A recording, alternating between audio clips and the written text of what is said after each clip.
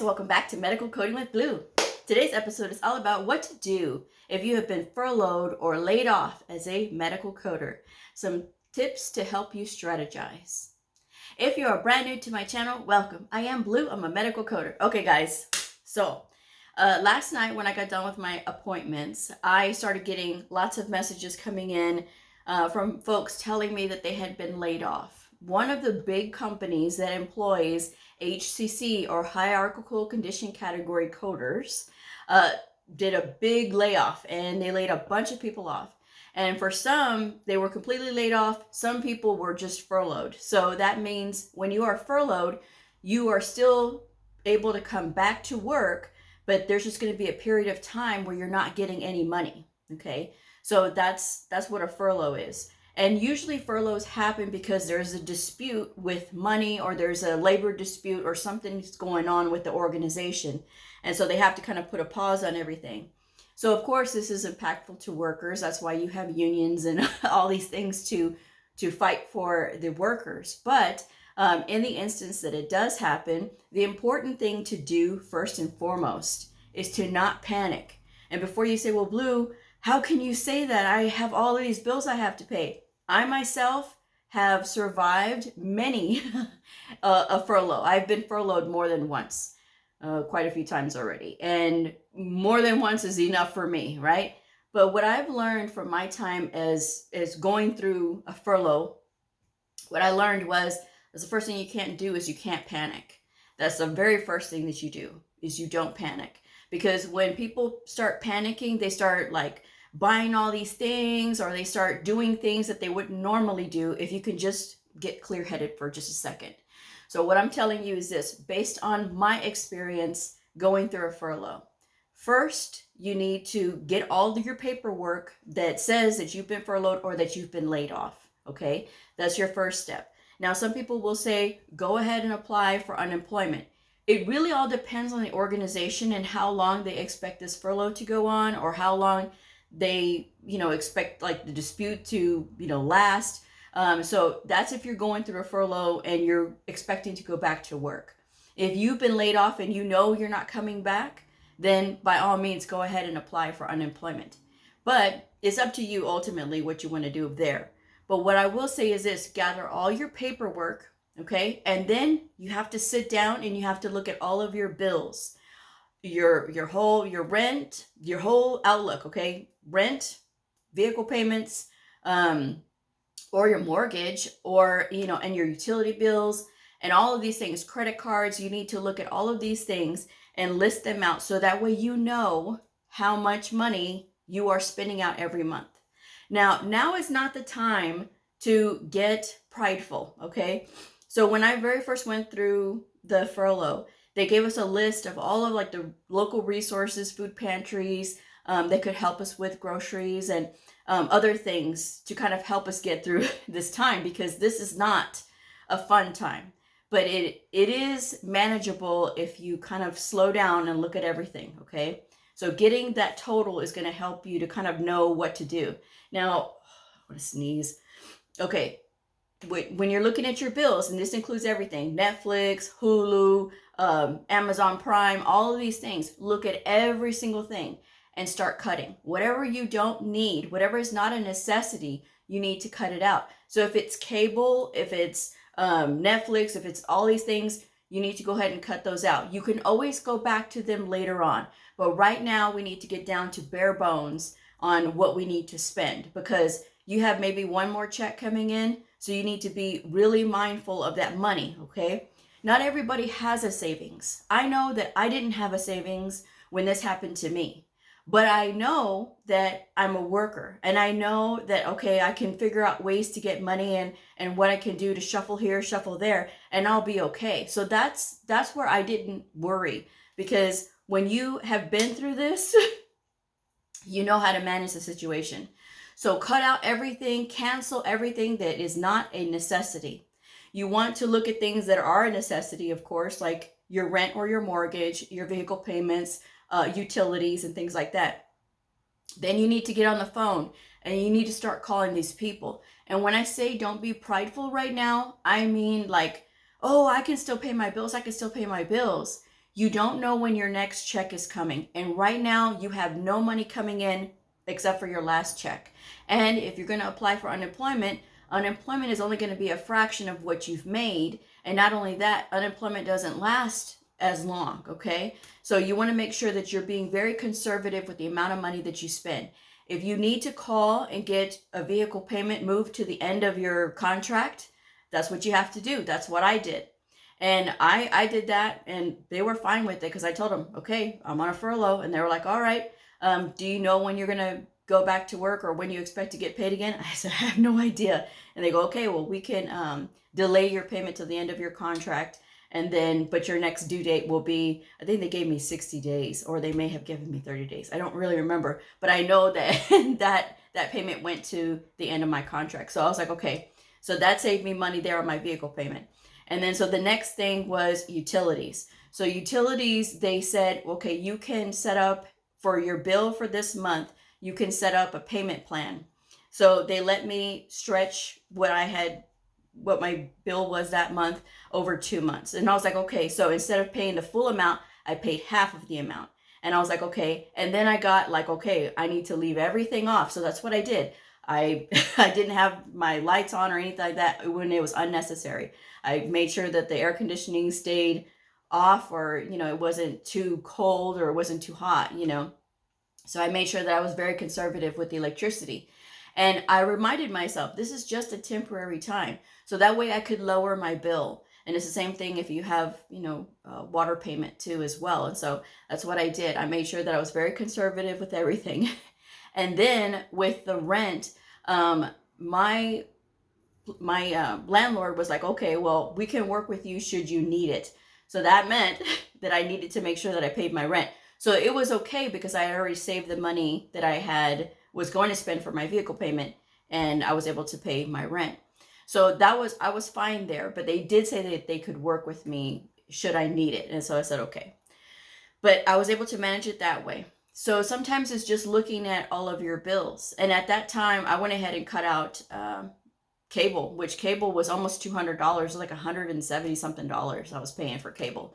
And so I just went ahead and cut that out. I still needed internet at the time. And I was just like, okay, so I found another carrier for internet, and I was able to get it down to like $60 or something like that for internet only. And so I was like, okay, that works. So I saved quite a bit of money there. That's $100 savings in a year. That's $1,200 that you're not having to spend out. And then that time it really got me looking at, okay, what am I doing? Why am I spending all this money so frivolously? So it really does make you get a reality check onto, what are you spending? Because this can happen at any time. At any given time, anybody could lose their job. And you have to know how to handle it. But that's the important thing, is that you look at your bills and you get them under control, and you get to call in those people so that way you can work on those bills. Now, when it comes to credit cards, I'm going to read to you guys from this website. It's HSI or HS1 Training Solutions, tips to survive a furlough. So evaluate your savings. If you don't have a savings, a lot of people don't. So if you do, then that's great. But if you don't worry, guys. You can still make it through this time even without a savings. Like I said, I did, okay? Create a budget. This means that you can't be going out to eat. You can't be doing all of these fun things, these fun activities while you're in the furlough, because you have to be conscious about the money that you're spending. So remember, it's just temporary. It's not forever. And a lot of people don't want to have to I've got to really trim this down. You just need to get through this part. This is just the lean part of life, is going through this furlough. The other one, it says minimize credit card use. So when they say to minimize credit card use, the natural inclination is if you have all this money on your credit card, that you're going to use this credit card to pay your bills. Well, guess what happens when that money runs out? And it can run out very fast, depending on what your monthly budget is. And so that can run out really quickly. So just be very careful about what you're spending on your credit card. And even if you have to spend money on your credit card, be mindful of the minimum payment, because you don't want to get behind on your credit cards. All right. Now, there's some people that when they get paid, they put all that money on their credit card, then that's how they pay their bills, and then they pay off their credit card every month. When you're on a furlough, you're not going to be able to do that. So just make sure that when you are using your credit card, use it wisely. Use it for gas if you need to. Like if you're going to go and, look for a job, then you can use it for gas, obviously. You can use it to pay your other smaller bills that, you just kind of need to kind of get through this time. But that's just something that you got to be really careful about, because it's very easy to run up the credit cards very fast. So watch the credit card use, okay? Apply for unemployment. When this happened to me, I did not apply for unemployment. That was the girls were like, oh my gosh, we got to apply for unemployment. And they were running to the unemployment office to apply, or they call it the workforce office. I didn't go because I know that I can do odd and end jobs and make money that way. So that was why I was like, okay, this isn't going to last, so long that it's going to have any kind of impact. And I think we were over and done with the furlough in 2 months. So they got their first check in 6 weeks. But again, 6 weeks had gone by and no money. So that they were still feeling the pinch. And then by the time it was all said and done, they had to go and tell them that they had, they were back on the job. So it really all depends. It's up to you if you want to do something like that. But I just did it because, again, I didn't panic because I can work. And there was ways of getting money to come in. So that's just my advice there. Update your resume. I always talk about the resumes and how important they are. And people will say, well, I'm not a good writer. I don't know how to write a resume. If you've been furloughed from this big company that let everybody go, or, they furloughed the people, then you have that experience from that company. And when you're in that interview and they say, okay, well, why were you only at this company for 6 months? Well, we were furloughed, or the company had some restructuring that they were doing, and so we got laid off. That has nothing to do with you.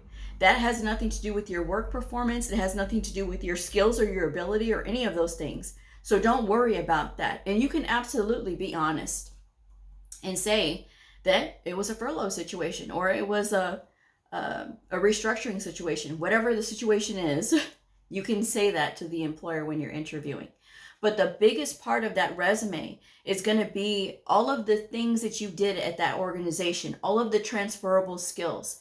So what did you do? What were you coding for? What were some of those specialties? If it was for inpatients and, they were this type of inpatient, like for gastro or something like that, or internal medicine patients, we need specifics when you're looking at this resume. And this resume needs to be 1 page, guys. 1 page, no more than 2. But really, I tell newer people to stick with 1 page, because oftentimes when they go to 2 pages, it's got irrelevant things on it.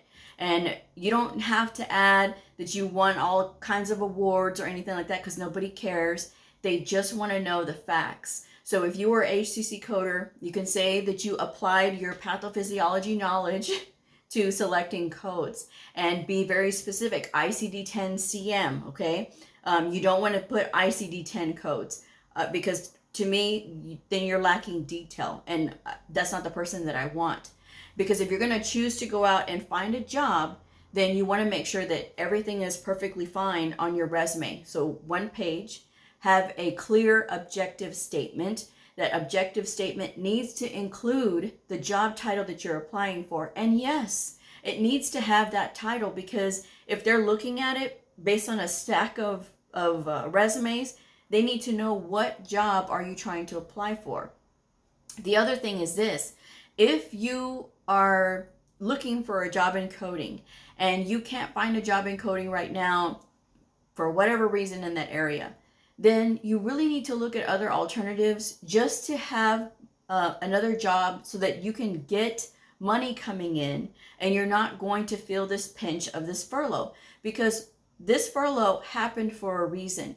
So sometimes we get very complacent and comfortable where we are, and it's really easy to get like, okay, well, I'm really comfortable here, and all of a sudden this whole thing shakes us up and we can't handle it. You can handle it. It is going to be okay. If you hear anything that I say in this video, it is going to be okay. This is just a temporary time when things are going to get a little tight.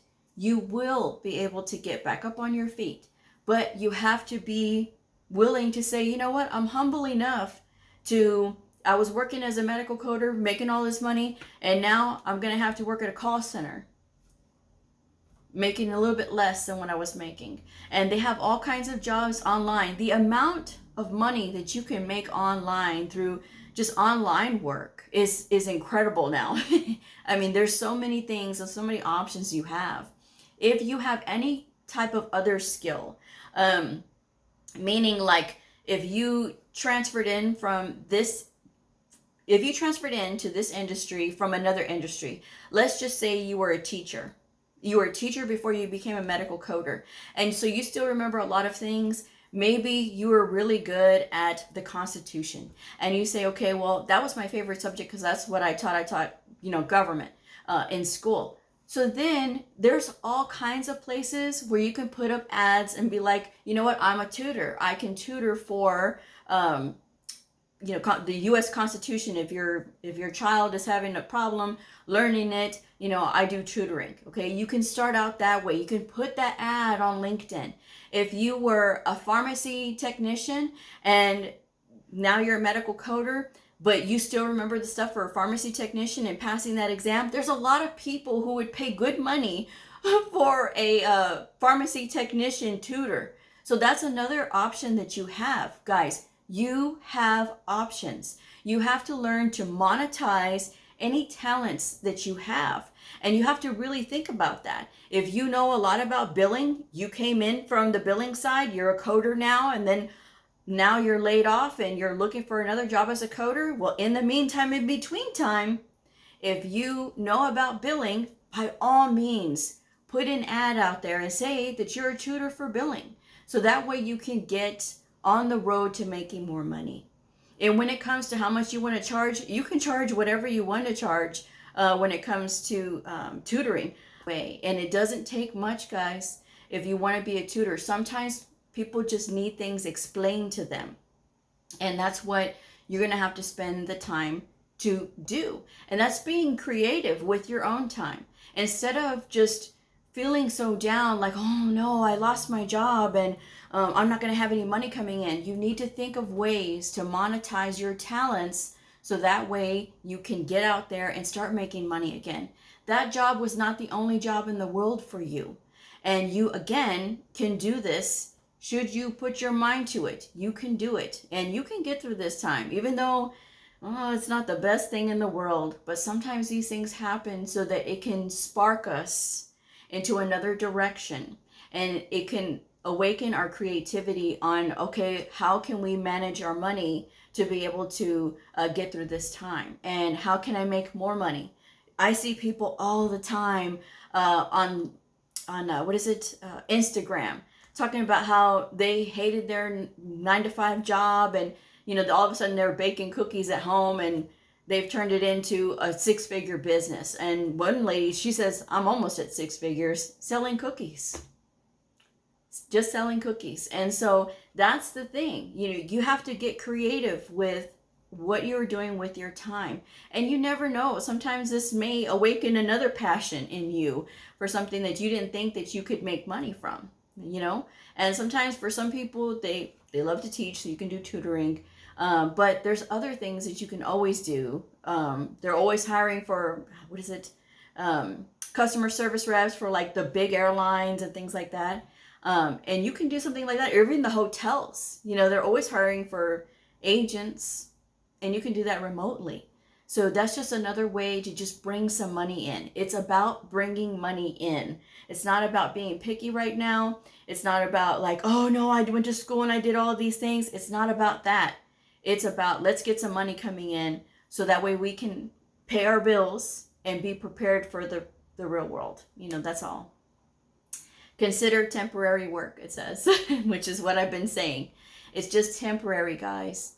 And I didn't even think about tutoring way back then, because way back then I was still a brand new coder, brand new in my eyes, because I'd been in for maybe 5-6 years, And so I didn't feel like I had enough experience at the time as a coder to be able to explain all these things, even though I was very good at what I was doing.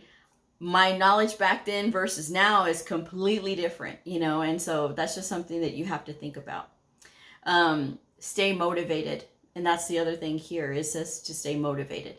It is possible to get through this time. But if you surround yourself with people that are just feeling so down and very pessimistic about, oh, I can't find a job as a medical coder, there's lots of places that hire, guys.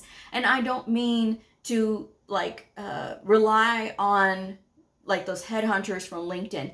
Don't mess with those headhunters from LinkedIn, okay? I've seen a bunch of them. Oh, we offer sign-on bonuses, $10,000 sign-on bonus. You're talking about people who have experience. The people that got furloughed or laid off, these are not people who have enough experience to get a $10,000 sign-on bonus. So stop teasing the people, okay? That's all I got to say. Because to me, that's not right. Now, again, if it was veteran people, then that's something different. But you get people excited about something like that because you mentioned, oh, well, if you were part of the furlough, we have all these sign-on bonuses. Don't do that to new people, because most of those people are going to be new people. Okay? Don't rely on those people. For my new people, don't rely on those headhunters to get you a job, because they are about collecting the money. For every person that they recruit that is a viable candidate for that organization, they're getting money. And those organizations are telling those headhunters, we want people who have experience. We don't want new people. And so for a lot of times, these new people will run right into this brick wall of oh, no, I can't help you, or they'll ignore them or they'll ghost them. You're wasting your time, guys. This is why I'm telling you, when you're applying, apply for places that are even asking for experience. You have experience now, even though it may be maybe 3 months, maybe even less than that. You still have experience. What electronic medical record were you working with? What was your productivity like? What was your accuracy like if you got that total? So that way you can kind of put that in there, so that way they can have some more facts to work with. Okay, this person really understands what we're doing here. Let's go ahead and give them a chance. And then when you're explaining your situation of why are you looking for a job? Because I was furloughed or I was laid off and I'm looking for a new opportunity to share my knowledge and share my enthusiasm for the industry. And that's going to get you a lot further than the person that's not applying. So even if they're telling you to apply, even if they're telling you not to apply because they've only 3 to 5 years of experience, you're still going to apply anyway, because it's free to apply, guys. It is free to apply. So apply, because you really have nothing to lose right now. The fact that you are on a furlough or that you are laid off, you have nothing to lose. Nothing at all, other than the fact that you may potentially now get a job at a different organization because you put your name out there, And the last part is to care for your health. During this time, it's very easy to take up into things that are not healthy for your body. Drinking, stress eating and things like that. So you want to make sure that you are being wise about what you are doing to yourself, guys. It doesn't help anything to make yourself unwell because you are just feeling sorry for yourself. These things happen, guys. So take care of yourself. Get plenty of sleep, not all day sleep, but at least 8 hours of sleep. And make sure that you are getting some sunshine, some exercise, whatever you can do. Don't overdo it, but obviously, going outside and getting some sunshine and some fresh air will help you to kind of refocus and everything, because the stress of it all is still going to be there, of being on a furlough or being laid off. It's still going to be there, but you want to make sure that you are managing yourself, because what do they say in the airline? That you have to put your mask on yourself before you help somebody else. That's exactly what you're doing. If you are the breadwinner of your household, it's important that you take a step back and that you evaluate everything. Like I said, look at all your bills, take out what you don't need, and try to get an extension on what you can, so that way you can kind of work with everything. And then you get out there and you start applying for these jobs. And then you get a job that is not in this field maybe, but something to kind of get you by for the time being. Because some money is better than no money, okay? And again, now it's not the time to be so prideful, all right? And if you need to reach out for community resources and help, like the food pantry, again, guys, there's nothing wrong with that. Absolutely nothing wrong with it, because there's no point in punishing yourself for something that is not your fault, that you didn't sign up for, but it did happen. And so now it's up to you to manage the whole situation, in which you can. I truly do believe that, especially if you've gotten through as much as you've gotten through with the school and getting your certification, you can get through this one more thing. And once you do that, you'll have that confidence, and you keep that confidence up, guys. You keep practicing and you keep applying, and you get creative when you're applying, okay? Look for other positions like medical biller, something you didn't think about before, or medical claims reviewer, from like when they're looking at denials and they're trying to send denials for these doctors. So sometimes that's what it takes, is somebody looking at it and says, oh, a modifier is missing, so denied. And so you're that person because you already have the coding know-how. I'm just saying. So there's a lot of things out there for you. So best of luck to you guys, and stay with it. Do not give up, and do not get discouraged right now. Just take a step back. It's going to be okay. If you hear anything I say right now, it's going to be all right. You'll get through it. All right, guys. If this video helped you, please like, subscribe, and share, and I'll see y'all next time. Bye.